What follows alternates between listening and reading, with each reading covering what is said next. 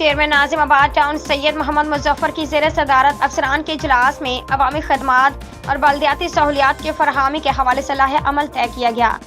اس موقع پر vice chairman Muhammad Nauman Siddiqui, municipal commissioner Abdullah Memon, deputy director sanitation Zaheer Ahmed, public relation officer Faheem Mustafa, deputy director council Ubaid Alam Khan, deputy director advertisement Asif Baig, deputy director parks Asif Hussain, deputy director library Tahir, deputy director sports and culture Kaleem Sheikh, deputy director education Khadija تسلیم و دیگر بلدیاتی افسران بھی موجود تھے۔ چیئرمین ناظم آباد town سید محمد مظفر نے کہا کہ حکومت سندھ کی جانب سے موصول ہونے والی OZT میں شارٹ فال ہے، اس مسئلے کو حل کرنے کے حوالے سے کوششیں جاری ہیں۔ انہوں نے ٹیکس ڈپارٹمنٹ کے افسران کو ہدایت کی کہ ٹیکس ریکوری کو 100% یقینی بنائیں اور کام کی رفتار کو تیز کیا جائے۔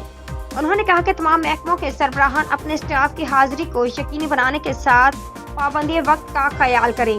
وائس چیئرمین ناظم آباد ٹاؤن محمد نعمان صدیقی نے کہا کہ ناظم آباد ٹاؤن کو مثالی ٹاؤن بنانا ہماری اولین ترجیح ہے۔ میونسپل کمشنر ناظم آباد ٹاؤن عبداللہ میمن نے کہا کہ تمام محکموں کے سربراہان محکمہ جاتی رپورٹ ماہانہ بنیاد پر چیئرمین ناظم آباد ٹاؤن کو پیش کریں اور اپنے شعبے کی کارکردگی کو مزید بہتر بنائیں۔